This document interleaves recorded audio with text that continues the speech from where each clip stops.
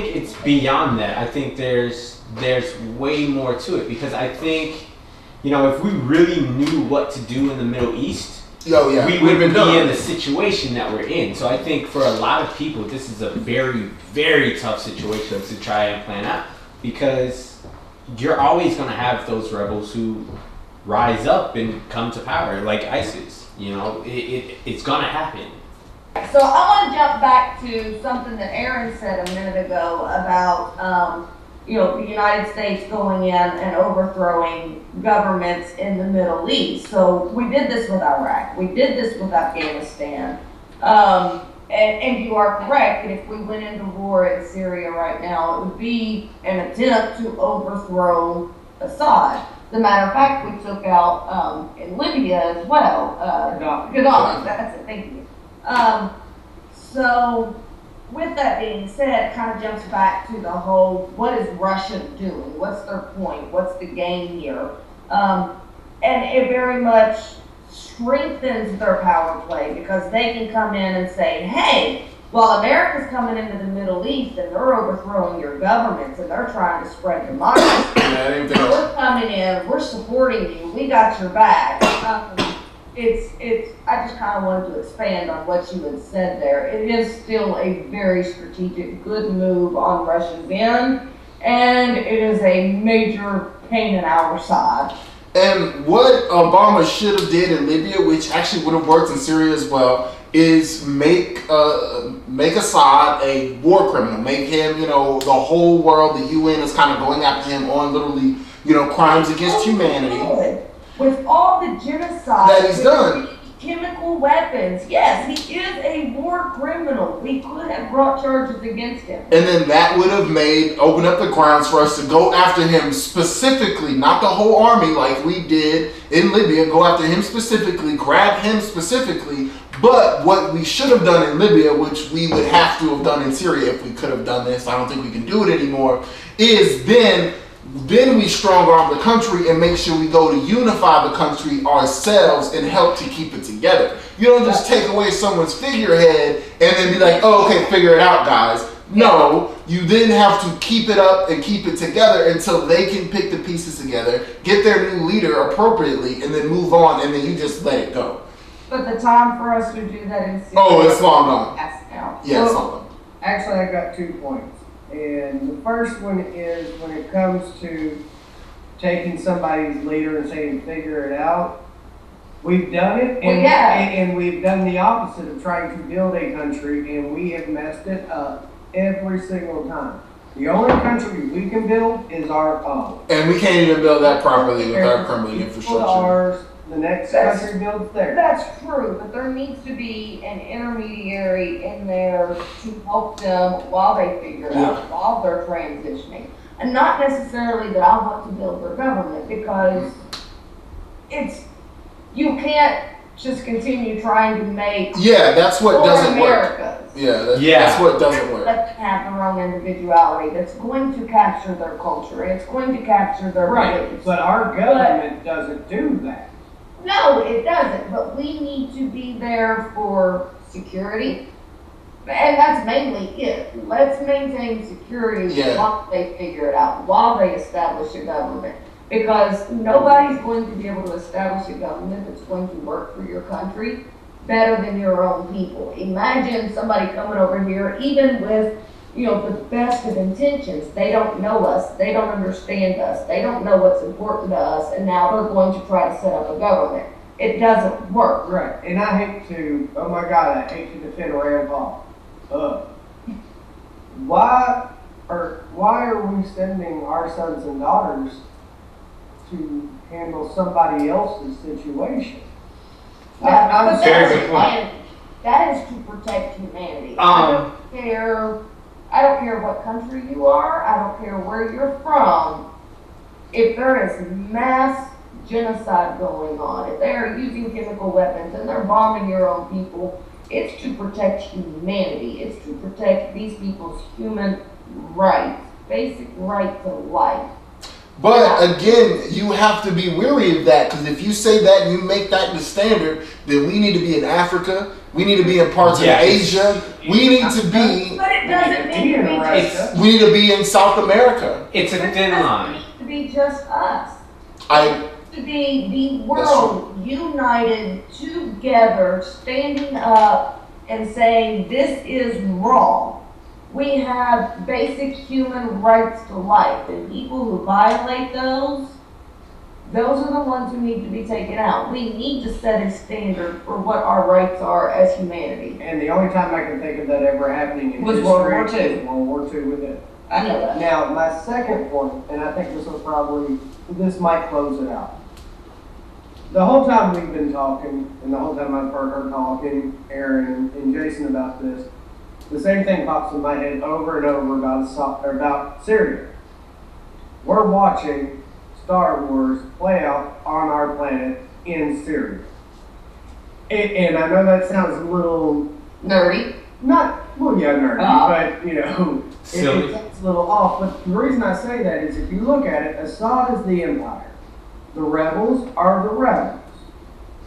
The Sith is Russia, and the Jedi is us. And I'm sure if you ask people in Russia, the Jedi Sith thing would be switched. But, you know, I find it interesting that we are trying to, I don't want to say manipulate, but help the rebels overthrow the empire who the Sith is backing. You know, so... And yes, Star Wars is everywhere in the news right now, and I'm sure that's where it's coming from in my head, because I'm not that big of a Star Wars guy. But in the end, though, that pits us, no matter how you look at it, it pits us against Russia. It pits the Sith against the Jedi. But I think that's what Putin wanted. Putin is slowly waiting for this little house of cards that we have to kind of come tumbling down and give him a reason to pull more power away from us in any way. So by getting on this side now and stabilizing this guy in this region, you know, he's going to be like, oh, it works this way because I made it work. Oh, I can do this other places. And then our power is going to slowly start to dwindle in the area because we're not handling it as covert as we should. Yeah, Putin is Emperor Palpatine. Oh, for sure. I want to say something before we move on, and I think it's kind of important because it was something that Sirena said, and it kind of hit me because it was just like, I don't know if that would necessarily work, and I think it was in relation to, you know, us trying to set up governments in other countries. Oh yeah. And it's a very, very thin line where even if we just leave people there, you know, it's going to be construed as, especially by those groups that do not like us in that region, as us trying to control that region. And it goes back to a video we did previously, and I believe it was the Ben Carson video that we did about Muslims, and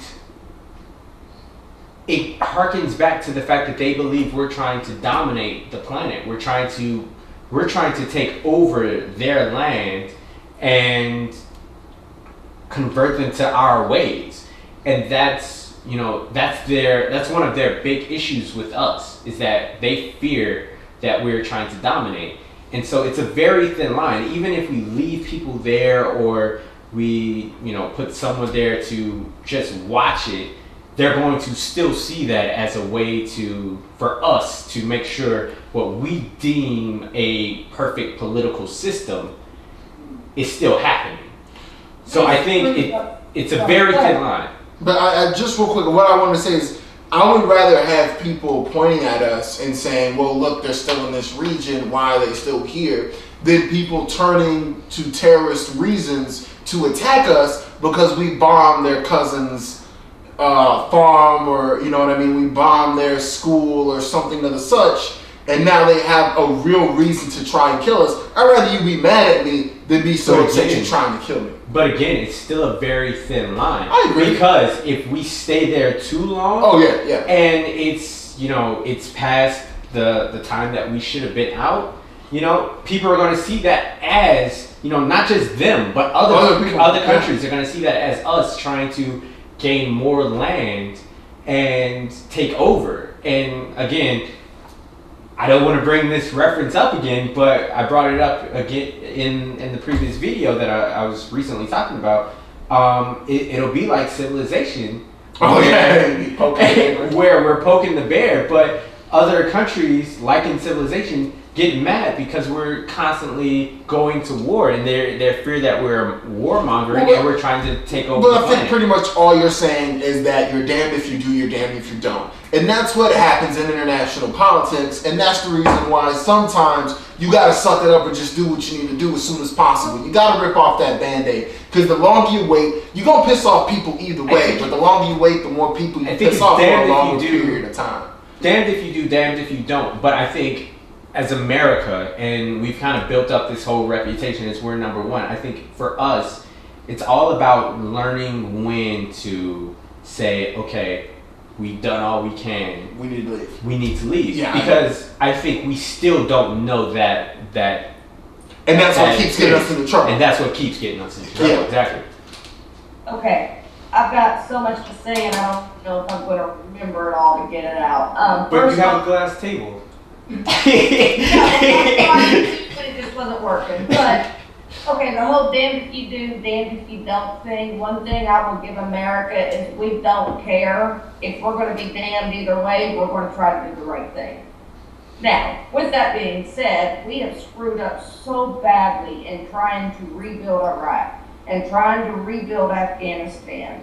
The Middle East, these countries, nobody actually trusts us to be able to come in and help them get rid of the bad leadership and help them rebuild a new country. Sorry to interrupt you, Sirena, but it's for the reason that you said earlier. It's because we don't allow them to rebuild. We try to force an idea on them. And that will never work no matter where it is, whether it's in the Middle East, whether it's in Africa, whether it's in South America, whether it's in Asia. You cannot force your beliefs on someone else and expect it to work. We need to stop doing that and allow them to rebuild themselves, and all we do is sit there and make sure it doesn't crumble. But go right ahead.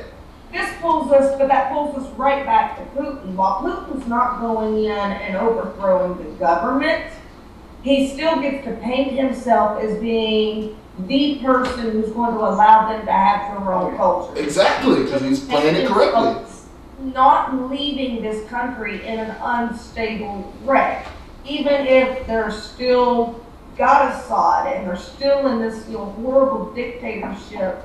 These people can go, oh, the Civil War's over. We now have security again. We now, our culture is still safe. We have painted such a bad picture for ourselves with all the mistakes that we have made. Syria would never trust us to go in and help them at this point. Nobody is going to trust us to go in and help them. So Russia gets this advantage because no matter what side of the fight they're on, in the end, the people get their culture, they get their security, and the conflict's over. No matter how it ends, it's over. We've dropped the ball too many times, guys. Absolutely, and I think that's the biggest point, is that while we've been constantly sitting up, going to this, and trying to do whatever it is we're trying to do, like put our views of politics on them, or our views of religion, or whatever on them, Russia has sat back and said, okay, they tried this, it didn't work. They tried this, it didn't work. Seen it, yep. And they've learned what we are, still learning. They filled in those gaps, and that's why what they're doing right now is a great moment for them. And it's going to hurt us in the long run. Would be fine. And the thing is hit ISIS and we knock them out. But if they just hit ISIS, the civil war still be going on. Yeah. And we still stay in there after that point.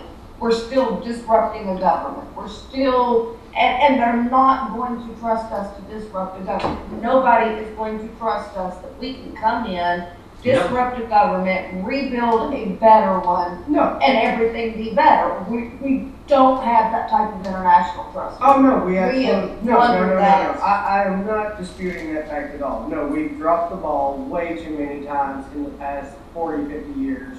when it comes to nation building. Absolutely. So do you think that all that needs to be done with the Syrian conflict is we're going to get rid of ISIS and then the civil war can just keep on going the way that it always has and Russia's done their job? No. What I am saying is that when it comes to Syria, ISIS is a threat to the globe. Mm-hmm. The rebels and Assad are not a threat to the globe. So we need to focus and prioritize on who the actual enemy is right now. Obama needs to go to Putin. I take that back. I would go to Putin and say straight up, look, I'll leave your Assad alone, you leave my rebels alone, let's go hit ISIS and we'll deal with this later.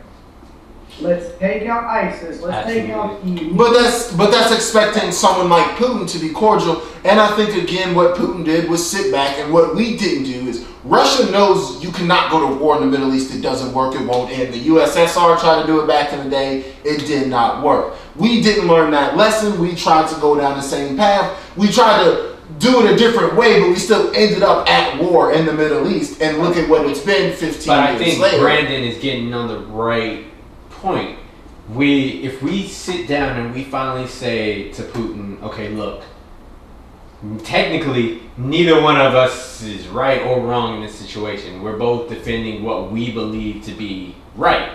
Everybody hates ISIS. Exactly. Everybody hates ISIS. Let's go in, even though we disagree right now, let's go in and focus all of our attack on ISIS. And then once that's done, we can settle our differences between the rebels and Assad. And then that can be a whole other thing. But at that point, ISIS is done. That threat is done. Everybody's in on that confrontation between the world of ISIS. But what I'm going to do is we're going to leave this up to the viewers. 1 second. We're going to leave this up to the viewers real quick, and we'll bring this up because, again, we're going to be talking about Syria again. Now, does everybody think that if Obama sits down with Putin and says, hey, you know, rebels is our people, you're cool with Assad, but let's just focus on ISIS, do you guys think that would work? Or I'll give you my side, the B of it, which I don't think Putin would allow that to work. Even if there was a possible chance of it, he would find some way to piss someone off and circumvent it, because now he gets to take all the glory for himself. So do people think that Putin would have done the nice guy thing and really been able to share in this glory with the U.S. and Russia, and that kind of be a bonding moment for all of us? Or would Putin have sat back and be like, no, I'm going to mess this up and make sure you guys look like the bad guys and Russia's the savior, and I'm going to take all the glory for myself to get more power in the region?